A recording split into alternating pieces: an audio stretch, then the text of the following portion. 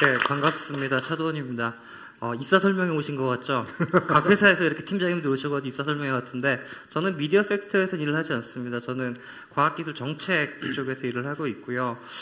특히 이제 뭐 과학기술 정책이 경제사회에 어떤 영향을 미치는지, 최근에는 이제 잡시장에 어떤 영향을 미치는지, 교육시장에 어떤 미치는지 좀 관심이 많습니다.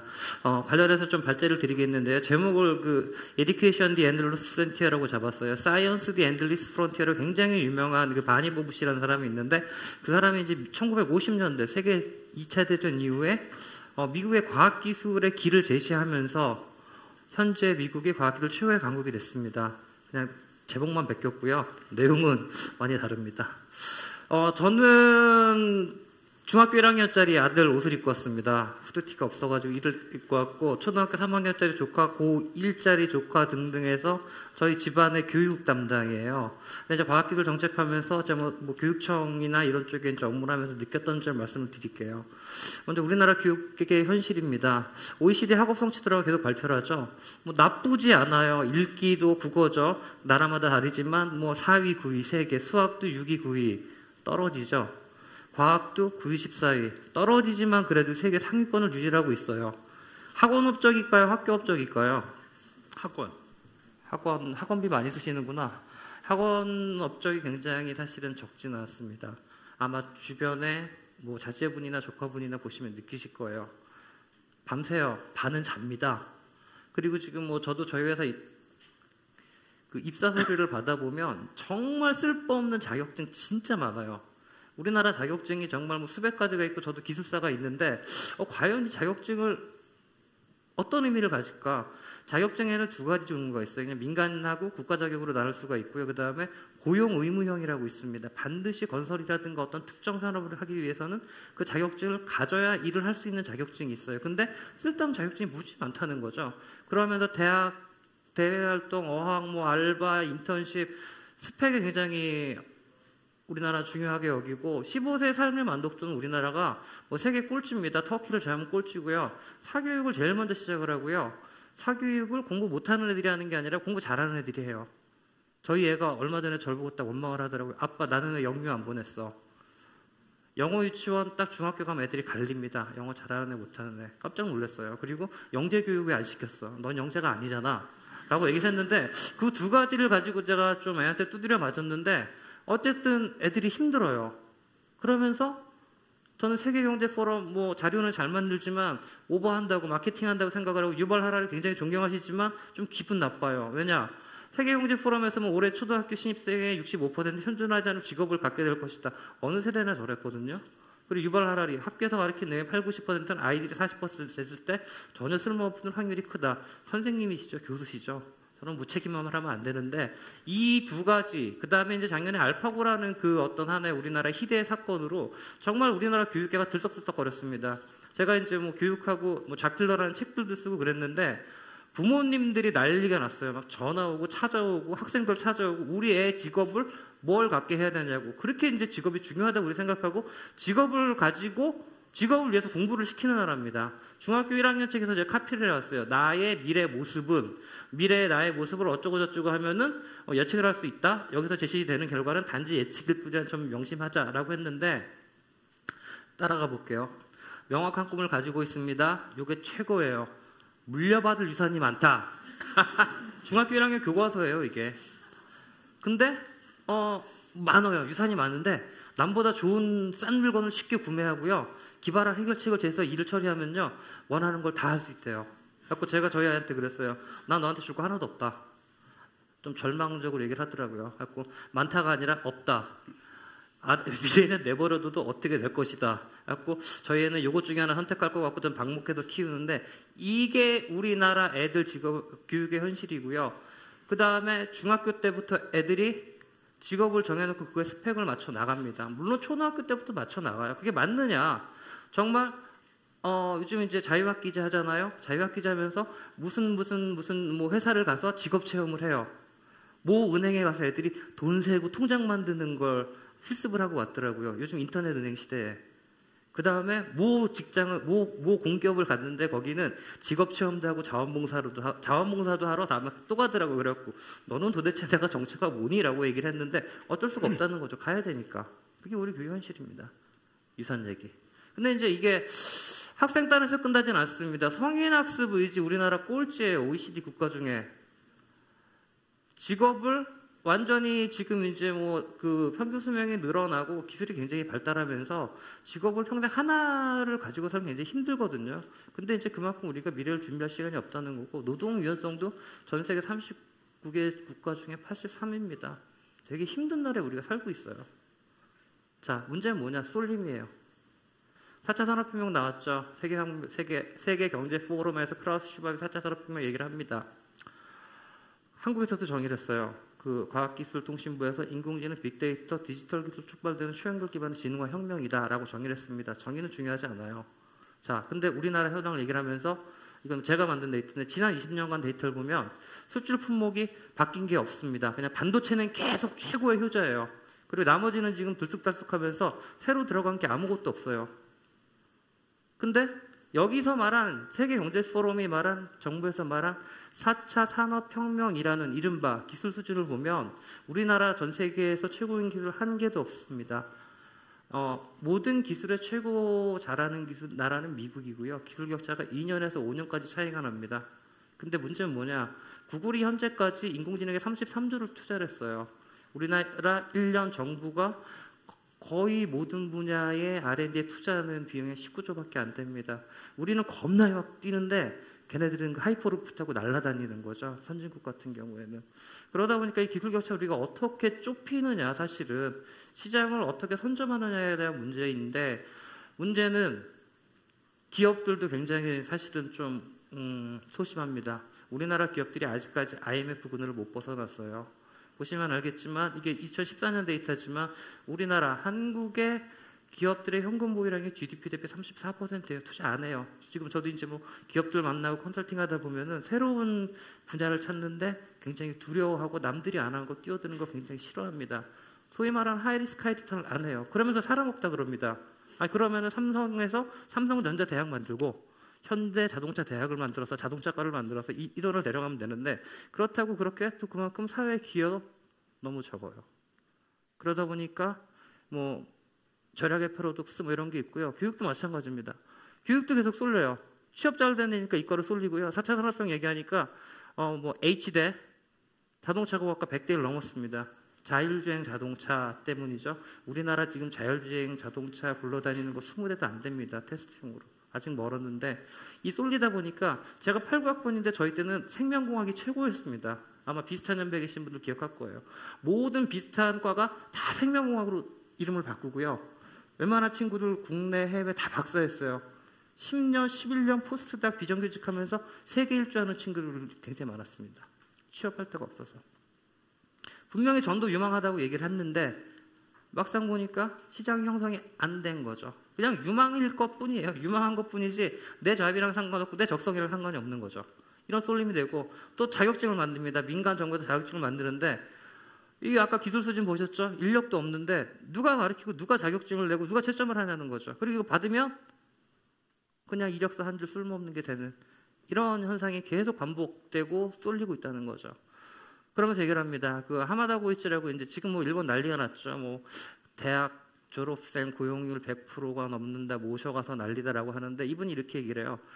한국도 생산 가능 인구가 줄면서 노인이 늘어나면서 일본처럼 완전 고용이 될 것이다 하고, 문재인 대통령도 얘기를 합니다. 2020년부터 청년 노동력 부족 걱정을 사올 것이다 라고 얘기를 해요.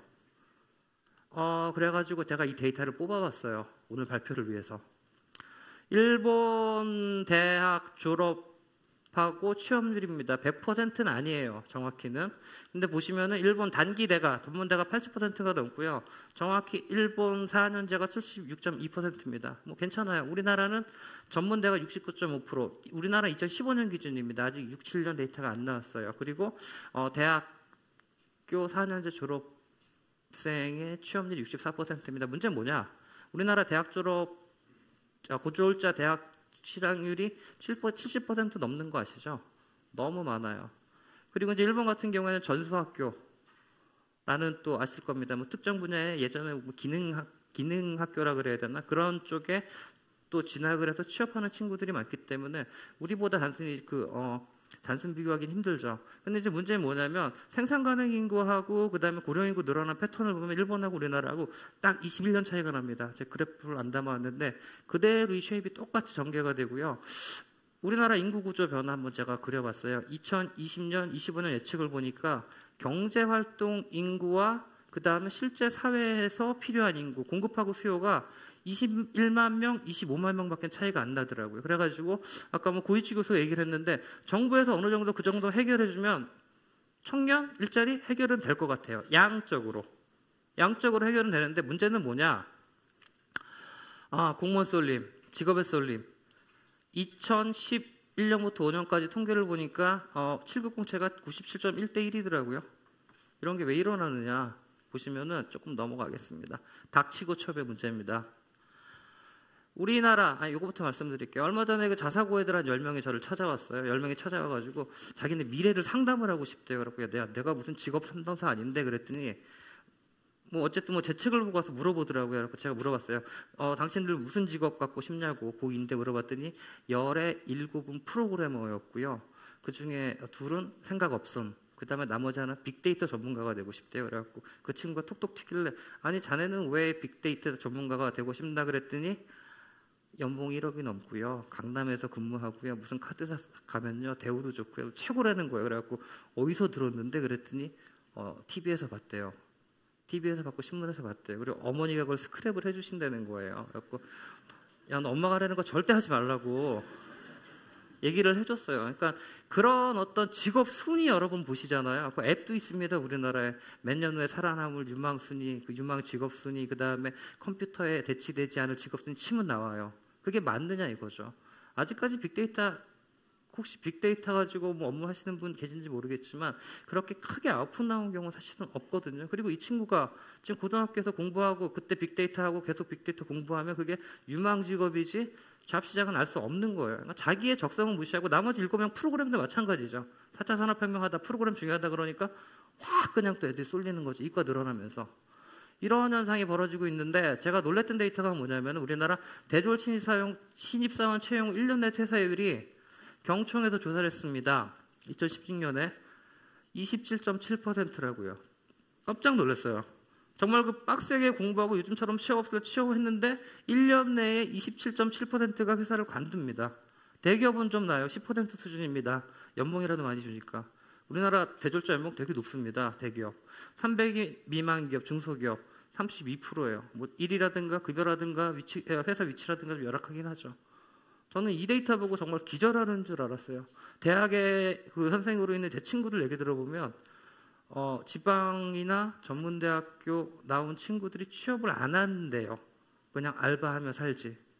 중소기업 2,800만 원, 3,000만 원짜리 월급, 연봉 회사 추천 와서 주면은 안 간대요. 그냥 선생님 저 이러고 살 거예요. 아니면은 편입 준비라든가. 그러니까 학생들도 그다지 이제 뭐 관심이 없고 그 다음에 퇴사율도 높고 1년 내. 왜냐? 봤어요. 그랬더니 우리나라 부모 학생이 생각하는 교육의 목적이 50%가 46.9% 부모 좋은 직업을 갖기 위해서더라고요. 그래서 학생들 마찬가지입니다. 좋은 직업을 갖기 위해서 46.7% 차이가 없어요. 참 부모하고 자식하고 참 포션이 잘 맞죠. 그래서 생각을 해보니까 저희 부모님 세대, 그 유교 후의 세대분들하고는 좀 다르시더라고요. 부모가 받지 못한 교사의 교육 보상에 대한 심리는 이제 없어졌는데 부모들도 우리 지금 부모들도 IMF 그늘을 못 벗어나고 있는 거죠. 그래서 이걸 보면서 정말 놀랐습니다. 그리고 더 심각했던 건 저러다 보니 학력별 직업하고 자기 전공 일치도를 보니까 4년제 미만 대졸자는 전문대학이죠. 35%만 자기 일하고 전공하고 맞고요. 4년제 이상 대졸은 43%밖에 자기 전공하고 일하고 안 맞아요. 그러다 보니까 어떻습니까? 저도 회사 지금 생활 굉장히 오래 했지만 막 시키는 회사들 있잖아요. 뭐 제 똑똑해서 막 시키는 회사도 있지만 그냥 네가 해 시키는 회사. 내 전공도 아닌데 정말 머리 돌고 꼭지 열리고 그런 현상이 벌어지니까 이런 현상이 계속 벌어지는 거예요. 이게 이제 교육의 악순환이더라고요. 그러면서 이제 기업들 툴툴거립니다. 대학에서 잘못 가르쳐서 우리가 재교육비가 엄청나게 들어 얘기를 합니다. 2013년이죠. 대기업이 그 이제 직원들을 재교육시키는데 한 명당 8,620만 원이 든다는 통계를 발표를 합니다. 저도 대기업 다녀봤지만 좀 받아본 기억은 없는데 어쨌든 이런 식으로 계속 얘기를 하다 보니까 우리나라 이제 교육하고 이런 게 안 들어가 기업은 야 니네 대학 탓이야 이렇게 얘기를 하고 대학은 정부에서 취업률을 가지고 대학 지원금을 주다 보니까 우리는 정부에 휩쓸려 다닐 수밖에 없어. 자율권을 줘. 이러다 보니까 산하학연 따로 놀다 보니까 지금 아무런 답이 안 나오는 상황이 돼버린 거예요. 그러면서 박사들 무지하게 들어갑니다. 우리나라가 PhD 팩토리 대표적인 국가 중에 하나고요. 교육통계서비스 제가 조사를 해보니까 지난 2000년부터 2016년까지 학위별 취득자 수 증가율이 학사는 뭐 15년 동안 56% 증가를 했어요. 석사는 73% 증가를 했는데 박사는 126% 증가를 했더라고요. 그러니까 뭐 취업 안 되면 공부해야지. 요즘 대학들도요. 대학원생 없어가지고요. 좀 많이 받아요. 사실은. 15분이 지났네요. 빨리 끝내겠습니다. 이런 현상이 벌어지고 있다 보니까 뭔가 답이 안 나오는 거죠. 근데 이제 직장에서도 뭘 하냐면 이게 1910년대 포드의 티카라는 생산 라인입니다. 이때는 관리자 한 명이 기계가 없던 시절에 이 작업자들이 작업 분석이라 그래가지고 똑같은 작업을 반복을 하는데 시간이 정해져 있었습니다. 나사 드는데 1초, 조이는데 1초, 드라이버 치우는데 2초 이런 식으로 사람을 기계 취급을 했거든요. 대학 교육이 이런 사람을 하나 빼면 리플레이스 할 수 있는 교육 시스템이라는 거죠. 어려서부터 직업을 목표로 정해가지고 가기 때문에 이게 지금 답이 안 나오고 있는 거예요. 우리나라가. 압축 선장을 자랑합니다. 이게 1860년대 영국의 방적기 공장이고 1960년대 우리나라 방적기 공장이에요. 우리나라가 산업혁명 100년 전에 시작한 영국보다 100년을 늦게 시작했지만 지금은 같은 선상에 있다고 얘기를 합니다. 이게 자랑이 아니에요. 경제 규모는 따라왔을지 몰라도 그간에 이제 100년 동안 누적된 제도들 하나도 못 쫓아왔습니다. 노동제도, 교육제도, 사회제도. 더 이상 이제 압축 성장은 안 되고 그 착각에서 벗어나야 된다는 거죠. 그럼 뭐냐? 우리 애들, 저희 집 가족들입니다. 아버지, 저희 동거남이에요. 인터넷을 60 넘으셔서 심심해서 배우신 분이시고요. 저는 학교에서 1학점으로 배웠고 얘는요. 태어나서마자부터 그냥 인터넷하고 태블릿하고 스마트폰 물고 빨고 하는 세대입니다. 디지털 원주민이라 그러죠. 어딜 가도 하나씩 챙겨가지고 장롱에서 처박혀서 합니다. 놀러가면. 그래갖고 2개를 뽀겠어요. 근데 얘는 2학년짜리 꼬마입니다. 저희 조카인데요. 얘가 딱 저거 헤드셋을 쓸 때 한마디를 하더라고요. 이모부 나 지금부터 가상현실 세계에 들어갈 테니까 건들지 마. 이게 뭐냐면 저 컨텐츠를 가지고 저기서 계단 올라가면 자기가 신용을 하고요. 뭐 서칭하는 거면 자기가 바닥을 기고요. 저는 이거 30초도 못 쓰거든요. 이 멀미 때문에. 그러고 노는데 중학교 1학년 애가 이해를 못해요. 왜 쟤는 저러고 놀지? 나는 이 타블렛이 최고인데. 그래서 뭐 제가 이제 시간이 없어서 자세히 말씀을 못 드리겠지만 이 기술 개발이 지금 세대를 가르고 있습니다. 이 친구 인공지능 스피커하고 놀아요. 뭐 아시겠지만 그냥 말 장난하고 그냥 주구장창 놉니다. 1시간이라도. 얘네가 이제 모바일 네이티브인데 얘네는 넥스트 모바일이라고 이제 얘기를 하고 어떻게 붙여야 될지 모르겠지만 이런 애들 우리가 어떻게 가르칠 것이냐 아까웠습니다. 근데 기존품으로 놔뒀는데 이런 애들이 이제 2005년 전후에 태어난 애들이고요. 저한테 그러더라고요. 어제 같이 하루 종일 학교 안 보내고 놀았는데 대단한 아빠죠. 2박 3일을 놀러 갔다 왔습니다. 근데 그 연예인 뭐 결혼한 거, 뭐 김지혁 씨 사망한 걸 다 알고 있는데 뒷얘기를 다 알고 있는 거예요. 야, 너 네이버 검색도 안 내는데 이거 어떻게 봤니? 그때 뭐라는 줄 아세요? 아직도 네이버 써? 그 유튜브에 다 떠. 요즘 누가 네이버 써? 얘기를 하더라고요. 구글하고. 그렇게 세대가 다르고 유튜브로 들어가서 거의 모든 컨텐츠와 교육을 다 얻는 애들이고요. 그 다음에 메이커 기질이 있습니다. 요즘 메이커 운동이 일어나면서 그걸 할 줄 아는 애들이고요. 1인 미디어, 유튜브에서 정말 말도 안 되는 영상인데 올려놓고 노는 애들이 되게 많아요. 초등, 중등 애들. 얘네들 어떻게 키울 것이냐. 그리고 우리나라는 별로 관심이 없는데 뭐 선진국 컨설팅 펌이나 선진국 정부에서 굉장히 관심 많은 애들이 얘네들은 우리가 인터넷을 제 밑에 세대가 자연스럽게 배운 것처럼 인공지능하고 로봇에 그냥 너무 자연스럽게 받아들이고 그 다음에 그냥 가장 커다란 영향을 받을 애들이라는 거죠. 근데 이 친구들 우리가 어떻게 교육을 할 것이냐. 지금처럼 사람과 기계의 경계가 붕괴되는 시대에 그게 이제 가장 우리 안에 커다란 이슈이고 어쨌든 그 세계경제 포럼이라는 데서 이걸 내놨습니다. 이 표를 내놨습니다. 21세기 학생들이 가져야 될 스킬. 기초 능력, 리터러시, 수학, 과학, 정보통신, 금융, 문화, 시민, 핵심 역량, 비판적 사고, 문제 해결력, 창의력, 뭐 의사 좋은 거 다 들어갔어요. 그다음에 이건 인성, 뭐 이렇게 있는데 맞아요. 맞는데 이걸 딱 본 순간 제가 이 보고서를 꼼꼼히 읽었습니다. 아빠니까 애를 어떻게 키워야 되나 고민이 되더라고요. 그러면서 이제 나름 이제 신경 쓴 건 그겁니다. 앞에 표도 있지만 가장 중요한 건 이거 같아요. 지금 그 인터넷이라든가 여러 가지 디바이스를 보면서 서로 온오프라인 연결되고 정보를 공유하고 서로 어떻게 서로 협력하면서 윤리를 기반으로 할 것이냐. 저희 요즘 이제 모듬이라고 아이들이 같이 이렇게 뭔가 발표자를 만듭니다. 얼마 전에 저희 애가 4명 모듬인데 PPT 담당이 됐어요. 근데 이제 한 친구는 자기가 모은 자료를 카톡으로 보냈고요. 한 친구는 귀찮다고 손으로 써갖고 사진으로 찍어가지고 그 이제 메시지에 어태치해갖고 날렸고요. 한 친구는 그냥 PPT에 그냥 대충 써갖고 보냈는데 저희 애가 돌아버리겠다는 거 이걸 어떻게 뭐지 하냐 아빠 좀 해줘 그래갖고 제가 미쳤니 했는데 이걸 왜 말씀드리냐면 아이들 코딩 교육 이런 거 다 좋은데 아이들이 협력할 수 있는 그런 뭐 행아웃이라든가 원노트라든가 이런 툴들 우리나라 안 가르쳐요. 그러다 보니까 애들이 기능인이 되는 거죠. 협력할 줄 모르고 공유할 줄 모르고 뭔가 하나의 컨텐츠를 만들 줄 모르고 이런 능력, 그다음에 문제를 발견하고 솔루션 같이 생산하는 능력이 결국은 이제 뭐 앞으로 교육 어느 분야에서나 가장 중요하고 무엇보다도 이제 기술하고 정보의 활용 능력하고 변환 능력. 우리가 4차 산업혁명을 디지털 트랜스포메이션이라고 얘기를 하는데 기업 관점이고요. 저는 개인의 트랜스포메이션이 더 중요하다고 봅니다. 기술 발전, 사회 발전, 변화를 어떻게 쫓아가고 그 트랜스포메이션에 우리가 어떻게 적응할 것이냐, 평생 쫓아갈 것이냐 굉장히 힘든 문제죠. 하지만 이제 이런 게 중요하다고 생각을 하고요. 이제 15분을 할당 받았거든요. 발표를 마치겠습니다. 감사합니다.